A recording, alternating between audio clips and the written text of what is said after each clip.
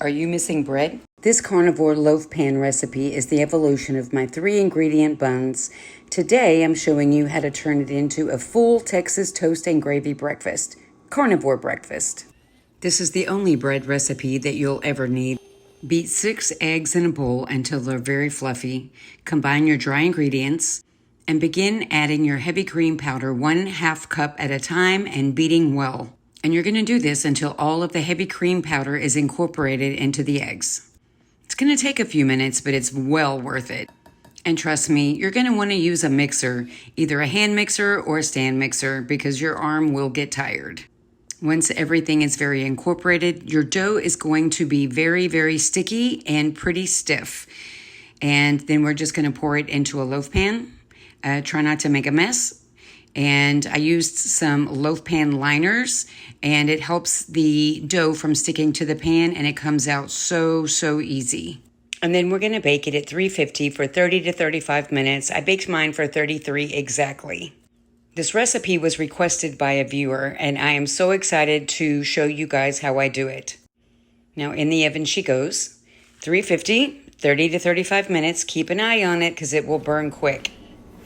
Once it starts getting really brown on top, you need to make sure that you're not burning it. And look at that beauty. Looks exactly like real bread. And just wait. Okay, you guys, she is out of the oven. She is falling.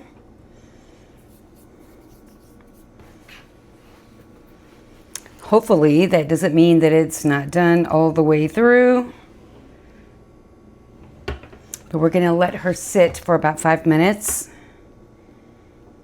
Seems like it's done. We're going to find out. You guys, I couldn't be more proud. Just look at it. You can tell by my little smirky, trying not to smile there, that I'm pretty pleased with myself. Okay, you guys, we are going to cut into this beautiful carnivore bread.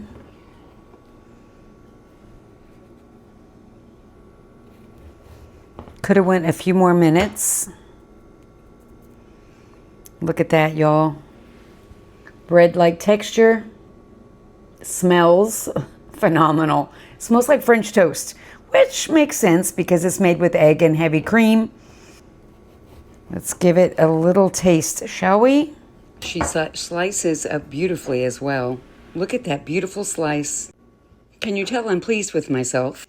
But the proof is in the taste. So let's give it a little taste and see what we think. I can't wait to tell you my thoughts. It's still a little bit warm, but that has a bread feel in your mouth. So good. So I say, let's make some breakfast. Okay, let's move this to the side. I am in the mood for sausage gravy. So I have a pound of sausage and I'm just going to brown it in the skillet. So what I'm going to do is I'm just going to cut these into slices so that I can put the sausage gravy on top of them. Now you could also make sandwiches out of this. You could also make French toast out of this. The sky is the limit. It's your choice.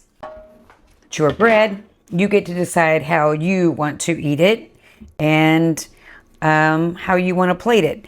Now, I was a little disappointed that it fell, and I'm not sure why it did that. But I will also tell you that I don't use AI to make my food look delicious or perfect.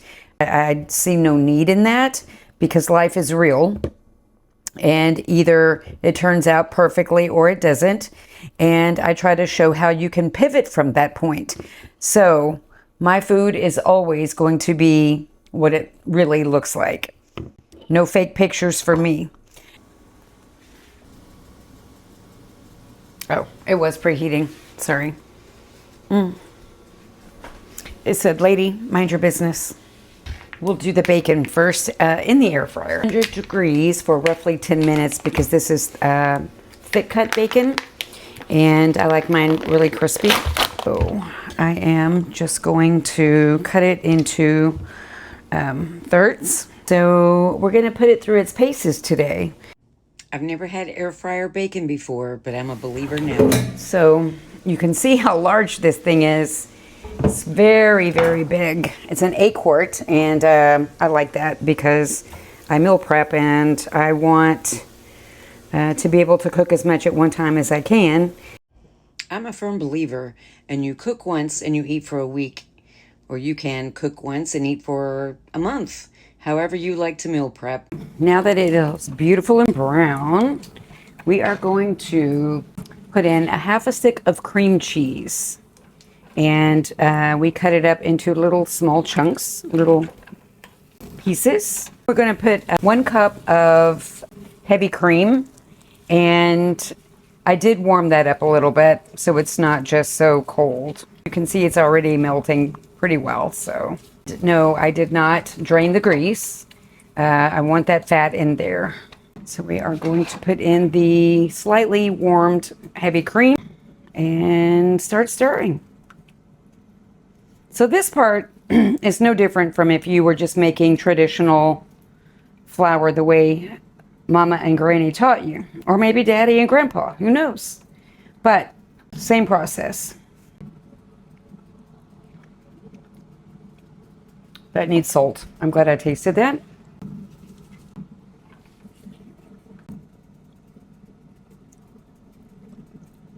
Much better.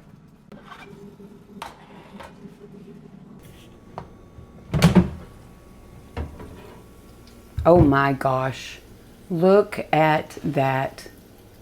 And we didn't even have to stand at the stove. Eggs in. Hopefully it's hot enough.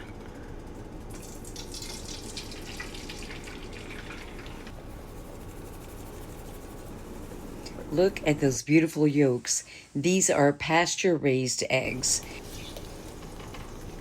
I just simply love, love, love how beautiful those yolks look. I used to have my own chickens, and so I know what a good chicken egg looks like, and these are pretty phenomenal. Now, I know you guys know how to fry an egg, but there's just something about that sizzle.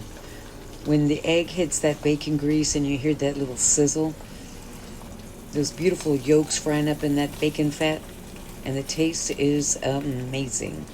I don't know about y'all, but I love me some eggs, and I eat a lot of eggs. They are one of the most nutritious foods that you can eat.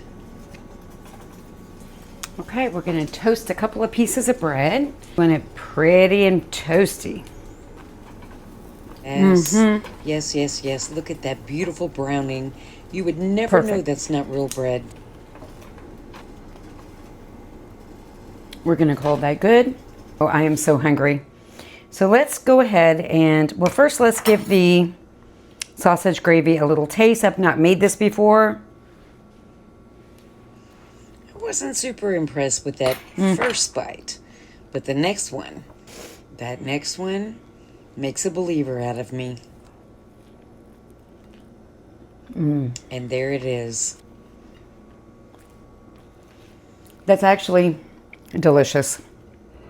I do that all the time. I make a quick judgment and then I'm like, I am making this more often. This is delicious. Okay, I think I cooked my eggs to done. Oh, there's a little yolk right there.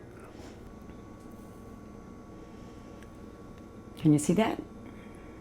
See that steam from that hot yolk?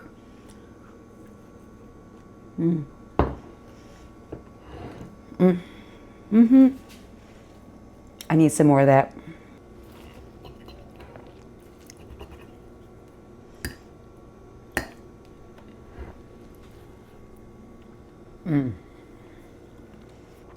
It does not taste like the real thing, but it is so close that it's delicious. It is so close that you're going to want to eat it. You're going to want to make it. Don't ever, when you're making a recipe that is similar to something that we used to eat, you have to know in your mind what it is and what it isn't, and be accepting of the fact that it's not the same, it's just similar.